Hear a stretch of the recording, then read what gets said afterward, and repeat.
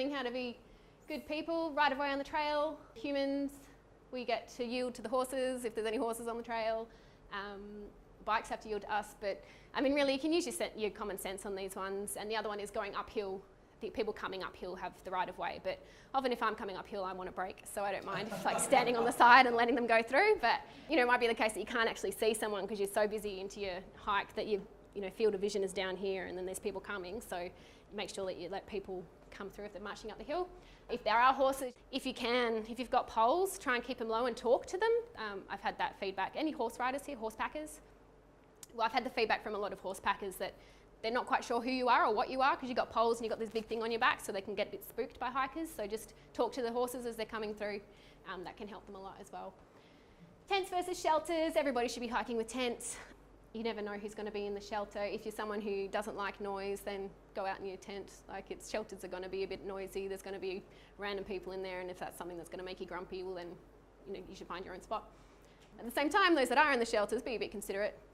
We're all out there to be nice, but sometimes we just do things and we don't think about it. Maybe we come in late and we've got our head torches flying everywhere, so just be considerate of others.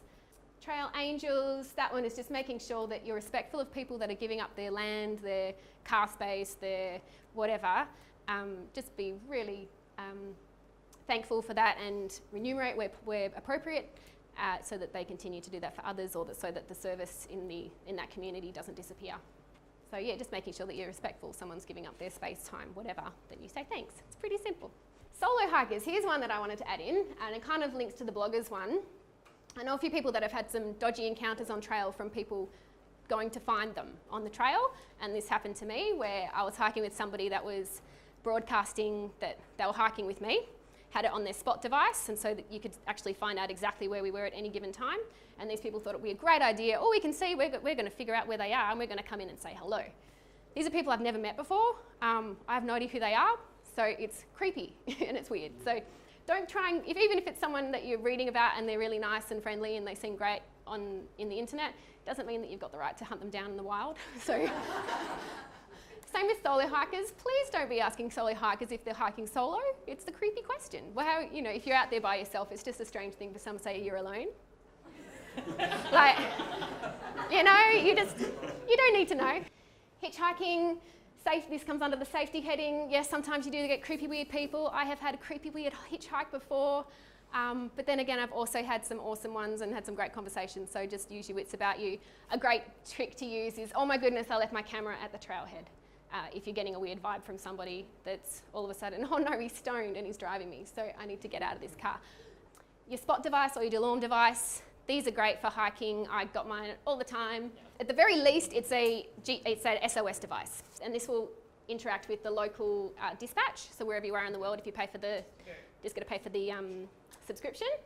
They're brilliant. And then it's got a lot of other capabilities. You can track yourself all day long if you want to. So if you've got worrisome friends and family, they can click into your little map that you can make private if you like, or not, and they can see where you are exactly. There's and buttons that you can customize, so you can have one saying, please send more food, or a good one to have is, detour, I'm going slower or faster than I'm supposed to be going, so don't freak out if I'm not sticking to my normal plan.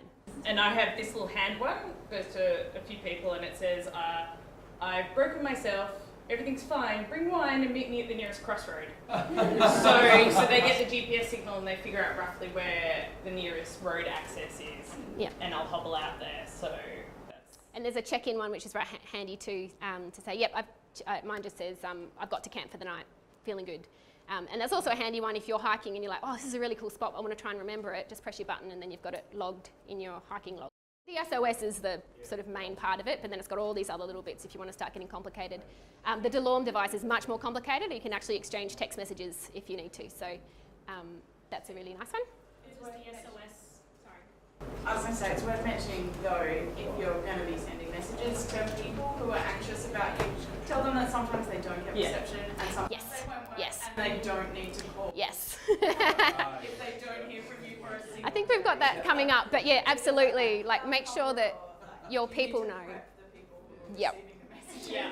Definitely. I had the same family panic situation during the storm, and I was like, oops. And make sure that whoever you, I mean, this is kind of normal trail etiquette or knowledge, I guess, going out for a long hike. Give somebody your itinerary. So somebody knows where you're supposed to be when you're expected back.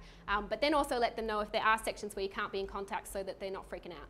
You see it a lot on all the forums on Facebook. Someone's mum's writing in, oh my God, Bobby hasn't written to me in 3 days. And you're like, yeah, that's because he's in the High Sierra or something. Like, he's not going to be talking to you for a week. So make sure they're aware.